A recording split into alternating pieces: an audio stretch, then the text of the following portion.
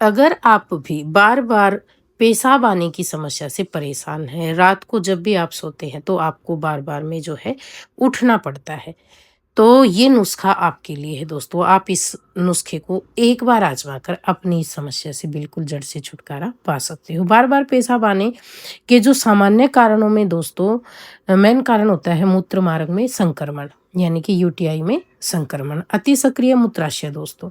मधुमेह या डायबिटीज के कारण भी जिनको होता है ना, तो उनको भी ये समस्या परेशान करती है, और जैसे महिलाएं होती हैं उनको गर्भावस्था में समस्या जो है ज़्यादा परेशान करती है। अब इसके कारण जान लेते हैं। जैसे किसी-किसी को जो है ड्रिंक वग़ैरह करने की आदत होती है, जो बिल्कुल भी नहीं करनी चाहिए, सेहत के लिए बहुत ज़्यादा हानिकारक होती है दोस्तों। उसके कारण ये समस्या आ सकती है, या फिर आप चाय या कॉफ़ी का ज़्यादा सेवन करते हैं, तो उसके कारण भी ये समस्या आ सकती है। और किसी-किसी को जो है कुछ दवाइयों से भी ये जो समस्या है वो परेशान कर सकती है। आज हम इस वीडियो में जो आपको नुस्खा बता रहे हैं दोस्तों, बेहद ही आसान है, और ऐसा नुस्खा है इससे आपको फ़ायदे ही फ़ायदे मिलेंगे। ये आपकी सेहत के लिए जो चीज़ें हम इस्तेमाल कर रहे हैं हर तरह से फ़ायदेमंद है। तो आप इस नुस्खे को घर में बनाकर आसानी से ले सकते हो। अभी जैसे आगे सर्दियाँ आने वाली हैं दोस्तों, और जिनको ये समस्या होती है ना, वो सर्दियों के मौसम में और भी ज़्यादा बढ़ जाती है। तो ये नुस्खा लेने का एकदम सही टाइम है। आप अपनी समस्या से बिल्कुल जड़ से छुटकारा पा लेंगे, और रात को भी अच्छे से चैन की नींद सो पाएँगे, और दिन में भी आपको ये समस्या बार-बार परेशान नहीं करेगी। तो इस नुस्खे को बनाने के लिए जो आपको सामग्री लेनी है वो यहाँ पे आप देख रहे हैं। हमने 2 चीज़ें ली हुई हैं दोस्तों। सबसे पहले हमने सफ़ेद तिल लिया था, उसके बाद में हमने ली है जो मिश्री होती है ना, साबुत मिश्री, इसको धागे वाली मिश्री बोलते हैं, खड़ी मिश्री भी बोलते हैं, सीटा मिश्री भी बोलते हैं। आपके यहाँ क्या बोलते हैं इसको कमेंट बॉक्स में लिख देना, जिससे सभी को इसके बारे में जानकारी हो जाए। ये है दोस्तों सफ़ेद तिल, विटामिन से भरपूर होते हैं, आपकी सेहत के लिए बहुत ज़्यादा जो है लाभकारी होते हैं।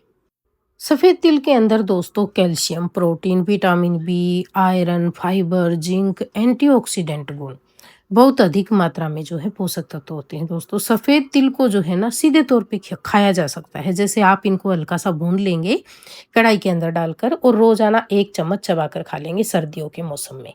जैसे अभी बहुत ज़्यादा सर्दियाँ भी नहीं है, गर्मियाँ भी नहीं है, तो आप इन तिलों को भिगोकर खा सकते हो।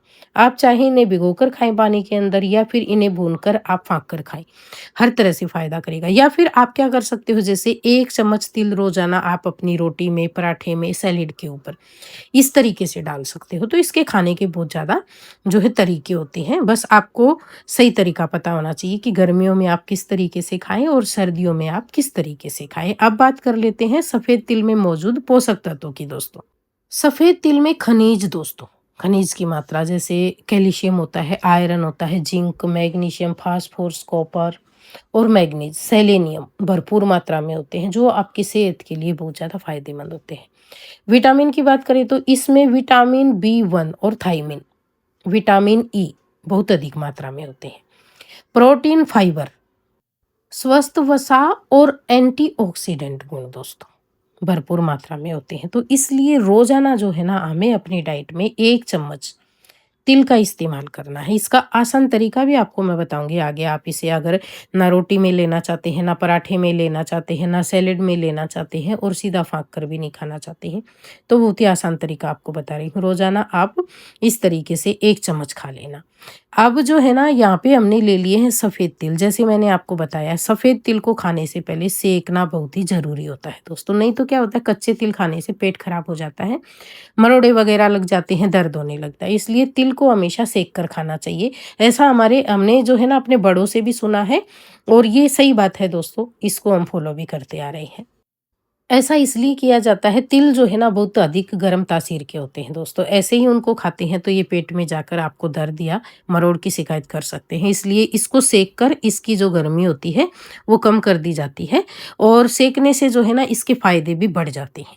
तो इसलिए इसको सेक कर आप जो है रख सकते हो। एक बार में आपने जो है 100-200 ग्राम तिल सेक कर रख लिए, वो जब तक चलेंगे आप उनको चलाना, उसके बाद में आपको दोबारा सेकना है। ऐसा नहीं करना आपको कि बहुत सारी मात्रा में आप एक बार सेक कर रख लें, नहीं, बिल्कुल भी नहीं। दूसरी जो चीज़ है साथ में आपको लेनी है साबुत मिश्री, जो खड़ी मिश्री होती है, धागे वाली मिश्री, वो आपको लेनी है। जितने आपने तिल लिए हैं उतनी ही आपको मिश्री लेनी है दोस्तों। मिश्री के साथ में आपको तिल को मिलाकर रख लेना है और रोज़ाना आपको 1 चम्मच फाँक कर अच्छे से चबाकर खा लेना है, या इसका पाउडर बनाकर भी आप ले सकते हो। और ये जो नुस्खा है आपको शाम को जब आप खाना खाते हैं उसके बाद में आपको जो है खा लेना है सोने के पहले। इसके साथ ही आपको एक नुस्खा और बता रही हूँ बहुत आसान सा दोस्तों, जिसे आप दिन में डेली लेंगे। इसमें आपको कुछ भी ऐसा बनाना या करने की ज़रूरत नहीं है, कोई भी मेहनत नहीं करनी है। सिंपल आपको भुने हुए चने जो होते हैं ना, ये घर में लाकर रखने हैं दोस्तों। इनमें भी विटामिन का खजाना होता है, आपकी सेहत के लिए ये बहुत ही ज़्यादा जो है लाभकारी होते हैं। आपको हमेशा खाने चाहिए। ये आपकी हड्डियों के लिए, जोड़ों के लिए, स्किन के लिए, शरीर में एनर्जी देने के लिए, इम्यूनिटी को बूस्ट करने के लिए, शरीर में जितनी भी वीकनेस होती है उसको दूर करने के लिए बहुत ज़्यादा फ़ायदेमंद होते हैं। तो आपको रोज़ाना जो है ना दिन के समय में 1 मुट्ठी चना लेना है। जैसे 4-5 बजे चाय का टाइम होता है ना, उस समय आप ले सकते हो, या फिर आप चाय जल्दी पीते हैं या देर से पीते हैं तो इसे आप 1 मुट्ठी भर के 4-5 बजे के आस-पास खा लें। तो इससे आपका जो है ना एक हल्का-फुल्का नाश्ता भी हो जाता है और आपके शरीर को जो है विटामिन्स भी मिलते हैं। और जितनी भी आपको जुलाब लगती है ना, ये बार-बार जो पेशाब जाने की समस्या होती है, उसमें बहुत ज़्यादा फ़ायदा होता है। अगर आप चने के साथ में 1-2, जैसे अभी सर्दियाँ आएँगी, तो जो खजूर आते हैं ना, मीठे वाले खजूर जो सर्दियों के मौसम में हर जगह पे आसानी से मिल जाते हैं, तो खजूर लाकर आप रख लेना और चने के साथ में ही आप 1 से 2 खजूर खाएँ दोस्तों। यहाँ पे सिर्फ़ मैं आपको दिखा रही हूँ, ये छुआरा है। अगर आप सर्दियों में छुआरा लेना चाहते हैं, तो ये आपको 2 नहीं लेने हैं, आप 1 ले सकते हो, खजूर की जगह पे। और खजूर जो मिल जाते हैं आपको आसानी से, तो आप जो है खजूर लेना शुरू कर दें। ये नुस्खे ऐसे हैं दोस्तों, जैसे मैंने आपको बताए हैं। जैसे प्रेग्नेंट महिलाएँ हैं, उनको जो है ना छुआरे या खजूर का इस्तेमाल नहीं करना है, आप सिर्फ़ चने खा सकते हो। और चने की जो क्वांटिटी है ना आप बड़ा कर ले लें। बाकी तिल भी गर्म तासीर के होते हैं, आपको नहीं लेने हैं, और साथ में खजूर या डेट्स वगैरह कुछ भी आपको नहीं लेना है।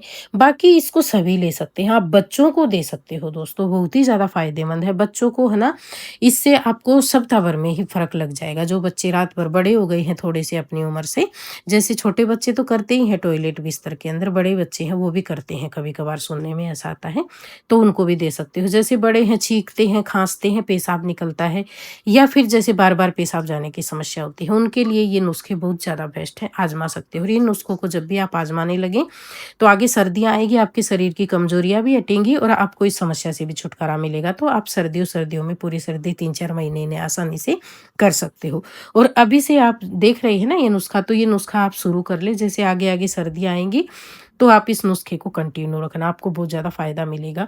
ये था हमारा आज का नुस्खा दोस्तों। अगर आपको पसंद आया हो ना, तो प्लीज़ वीडियो को लाइक, शेयर, कमेंट, और चैनल पे अगर आप पहली बार आए हैं तो चैनल को सब्सक्राइब कर लेना। वीडियो देखने के लिए आपका बहुत-बहुत धन्यवाद।